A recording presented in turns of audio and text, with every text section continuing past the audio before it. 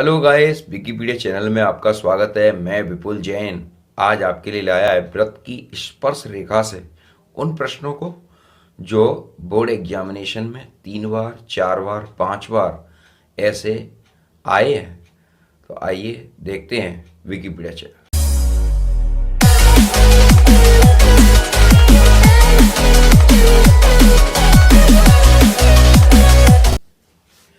जय जिनेंद्र मित्रों, यहाँ पर मैंने एक प्रश्न लिख रखा है, आपको स्क्रीन पर दिखाई दे रहा होगा। मैंने एक प्रश्न को लिख रखा है, निम्न चित्र में बाह्य स्पर्श करने वाले दो वृत्तों की उभयनिष्ठ अनुस्पर्शी रेखाएं PDC तथा PEF खींची गई हैं, जो वृत्तों को क्रमशः DC, E तथा F पर स्पर्श करती हैं। सिद्ध कीजिए DC बराबर EF। मित्रों, पिछली वीडियो एक हमने डाली थी, उसमें हमने आपको बताया था कि बाह्य बिंदु से एक वृत्त पर खींची गई स्पर्श रेखाएं आपस में बराबर होती हैं। अब यहाँ पर आप सपोज करिए कि बाह्य बिंदु यहाँ पर क्या है। बाह्य बिंदु हमारा P है, हमारा बाह्य बिंदु P है। तो हम पहले लिखेंगे सॉल्यूशन।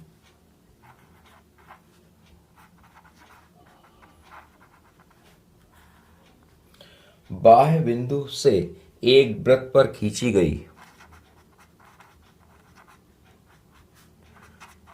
बाह्य बिंदु से एक वृत्त पर खींची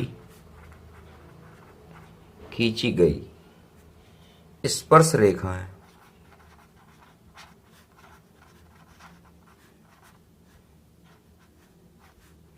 परस्पर बराबर होती हैं।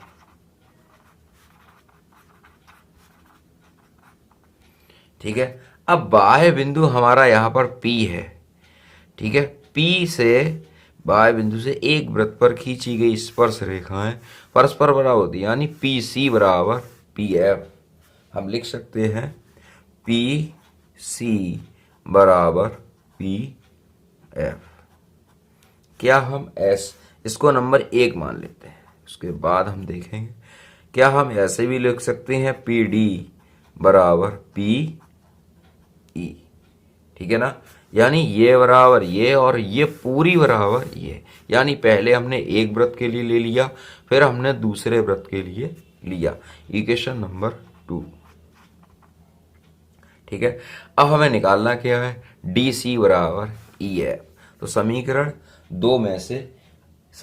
1 में से 2 घटा दो। समीकरण 1 में से 2 को घटाने पर, ठीक है, तो हम लिखेंगे PC माइनस PD। ठीक है ना, और PE माइनस PF है, PF माइनस PE। ठीक है ना, PC। अब PC माइनस PD तो क्या रह जाएगा, CD। देखिए दोबारा, PC यानी पूरी दूरी में से अगर हम इतनी दूरी घटा दें तो यही दूरी रह जाएगी। समझ में आ रहा है, यानी PC में से इतनी घटा दो, यानी इस बड़ी दूरी में से इतनी घटा दो, कितनी रह गई, CD रह गई। मैं यहां पर लिख सकता हूं CD। अब PF में से PE घटा दी, PF में से PE घटा दो, इतनी शेष रह गई EF। ठीक है, देखिए प्रूफ हो गया। इतना ही ये प्रश्न था। मित्रों, आपको समझ में आया होगा। फिर भी आपकी कोई प्रॉब्लम रहती है तो आप मेरे चैनल पर सुझाव और शिकायत जरूर आप दें, जिससे आगे की वीडियो और अच्छी बन सके। अगर आपको कोई भी प्रॉब्लम आती है तो ज़रूर अपनी प्रॉब्लम को शेयर करो, चाहे क्वेश्चन की हो चाहे चैनल की हो। हम आपको और अच्छे से अच्छी वीडियो देना चाहते हैं और बताना चाहते हैं, जिससे आप मेरे चैनल से ला। तो गाइस, यहाँ पर मैंने नेक्स्ट क्वेश्चन को लिख रखा है। देखिए क्वेश्चन में लिखा क्या है, क्वेश्चन हमसे क्या पूछना चाह रहा है। देखिए निम्न चित्र में ओ तथा ओ डैश ये वृत्त के केंद्र हैं। केंद्र वाले दो वृत्त एक दूसरे को बिंदु P पर बाह्यतः स्पर्श करते। इस वृत्तों की एक उभयनिष्ठ अनुस्पर्शी AB एक रेखा खींची गई है। सिद्ध कीजिए एंगल APB 90 डिग्री है। ये 2015, 2014 और 2013 में ये प्रमेय 3 वर्ष आ चुकी है।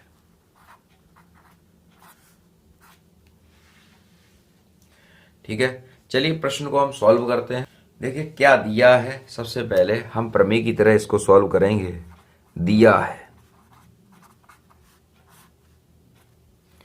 दिया है एक वृत्त का केंद्र,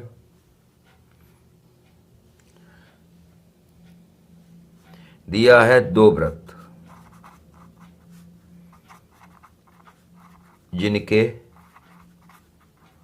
केंद्र O तथा O डैश, O तथा O डैश है, जो एक दूसरे को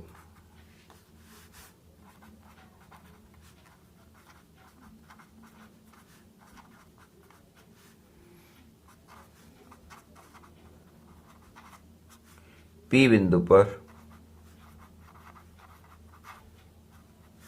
स्पर्श करते।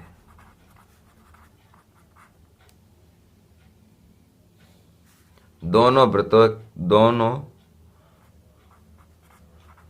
वृत्तों की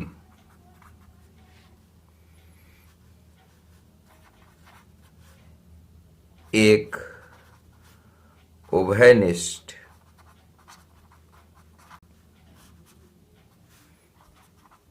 अनुस्पर्शी रेखा AB है। ठीक है, अब इसके बाद सिद्ध करके क्या लाना है, सिद्ध करना है एंगल APB बराबर 90। ठीक है, अब प्रश्न आपको कुछ समझ में आ रहा है। देखिए यहां पर क्वेश्चन के अंदर दो वृत्त जिनके केंद्र दे रखे हैं, वह स्पर्शी रेखा दे रखी है। एंगल APB की माप हमें 90 डिग्री लानी है। ठीक, हम यहां से अगर कंस्ट्रक्शन का काम करें, कुछ यहां से हम इस पर लंब गिरा दें, ये लंब गिरा दें OP। ठीक है, और यहां से इस तरीके से इस पर यानी ये रेखा इस पर परपेंडिकुलर हो जाएगी। तो हम लिख सकते हैं CP perpendicular OP, CP perpendicular OP जो AB को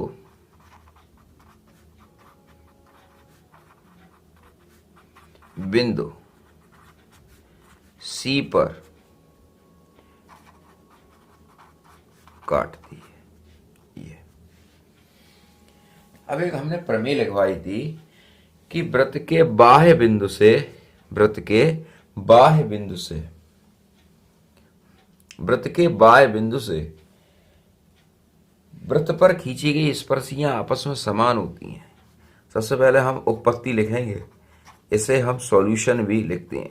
मित्रों एक बात और बता दूं, अगर दिया है, सिद्ध करना है, रचना है, जैसे पिछले एक ही वृत्तखंड के कोण आपस में बराबर होते हैं, अर्धवृत्त में बना कोण समकोण होता है, या केंद्र पर बना कोण परिधि पर बने कोण का दुगना होता है, चक्री चतुर्भुज के सम्मुख कोणों का योगफल 180 होता है। अगर इस तरह के कोई भी प्रमेय आ जाती है जिसमें दिया है, सिद्ध करना है, आपको अगर देना, उसमें अगर इस तरह से लिखा जाए, तो आप अगर दिया है, सिद्ध करना है, इतना लिख के आते हैं और चित्र बना के आते हैं, तो मिनिमाइज 4 नंबर की एक थ्योरम आती है, तो उसमें 2 नंबर आपको आसानी से मिल जाएंगे। अब बात उत्पत्ति की आती है, उत्पत्ति कैसे करना है। उत्पत्ति में वृत्त के बाह्य बिंदु सी है, वृत्त का बाह्य बिंदु सी है, बाह्य बिंदु से बाह्य बिंदु सी से बाह्य बिंदु सी से वृत्त पर खींची गई स्पर्शियां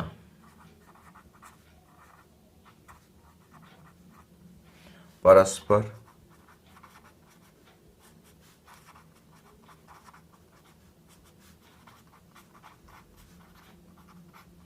बराबर होती। ठीक है, अब यहां देखिए सी ए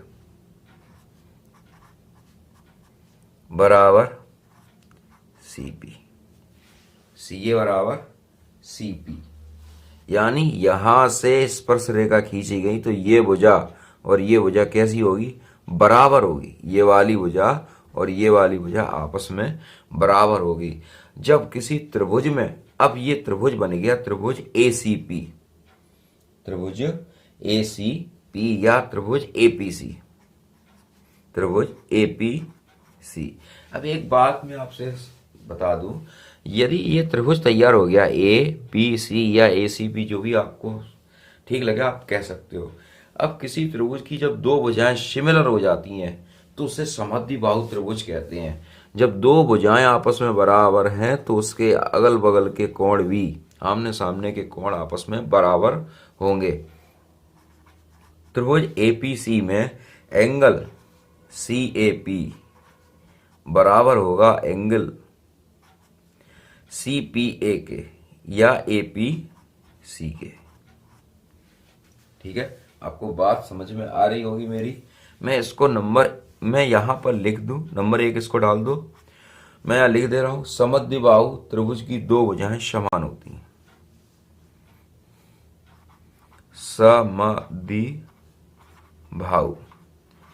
सम माने बराबर, द्वि माने दो, ऐसा त्रिभुज जिसकी दो भुजाएं आपस में बराबर होती हैं समद्विबाहु त्रिभुज कहलाता। समद्विबाहु त्रिभुज की दो भुजा। अब इसी प्रकार हम दूसरी बात लेते हैं, ये भुजा जब ये बाह्य बिंदु है तो इसी प्रकार ये भुजा इसके बराबर होगी, यानी मैं यहां लिख सकता हूं बी सी बराबर सी पी। ठीक है, या पी सी जो भी है, बी सी बराबर पी सी। अब जब ये दोनों भुजाएं आपस में बराबर है तो ये वाला कोण और ये वाला कोण आपस में बराबर होगा। तो हम यहां लिख सकते हैं एंगल सी पी बी या एंगल सी बी पी बराबर एंगल सी पी बी। समीकरण नंबर 2। ठीक है, अब हमें निकालना क्या है, ए बी कीजिए, सिद्ध कीजिए ए पी बी 90 डिग्री है, यानी ये पूरा त्रिभुज, अगर हम त्रिभुज ए पी बी की बात करें तो इसमें ए पी बी आपका 90 डिग्री है। ठीक है, क्या है, 90 डिग्री है। अब चलिए ए पी बी हमारा 90 डिग्री है, तो यहां पर सबसे पहले हम उठाते हैं त्रिभुज ए बी पी में, यहां लेंगे हम angle A P B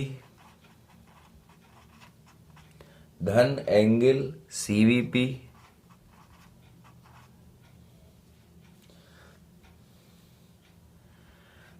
angle A P B धन एंगल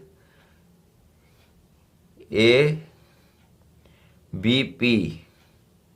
ठीक है, ए बी धन एंगल, पहले मैंने लिया एंगल ए पी बी, फिर लिया एंगल ए बी पी, फिर लिया एंगल बी ए पी। त्रिभुज के तीनों 80 ये मैंने उठा के रख लिया। ठीक है, बात मेरी समझ में आ रही होगी आपको, मैं आपको क्या बताना चाह रहा हूं। अब देखिए त्रिभुज के तीनों कोणों का योगफल 180 होता है। मैंने यहाँ तीनों ट्राइंगल रख लिए, ये और ये तीनों रख लिए। अब हमें लाना है एंगल ए पी बी बराबर 90 अंश। ठीक है, तो यहाँ लिखेंगे हम देखिए समीकरण 1 और समीकरण 2 की हम मदद लेंगे तो angle CPB, angle CPB, CPB बराबर है सीबीपी के।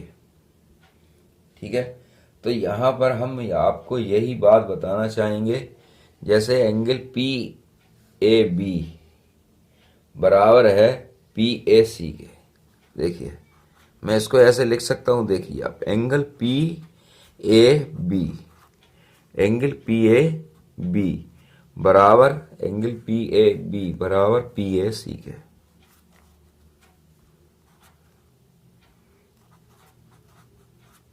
ठीक है, इसी तरह से हम यहां लिख सकते हैं एंगल पी बी ए, पी बी ए, पी बी ए बराबर होगा पीबीसी के। ठीक है, अब यहां पर जो हमें सिमिलर लगे उसकी जगह हम इसको रख दे रहे हैं। अब यहां इसे मान ले रहे नंबर 3 और इस दोनों को मान ले रहे नंबर 4। ठीक है, आपको समझ में आ रहा होगा। अब समीकरण 4 का मान समीकरण 3 में रखने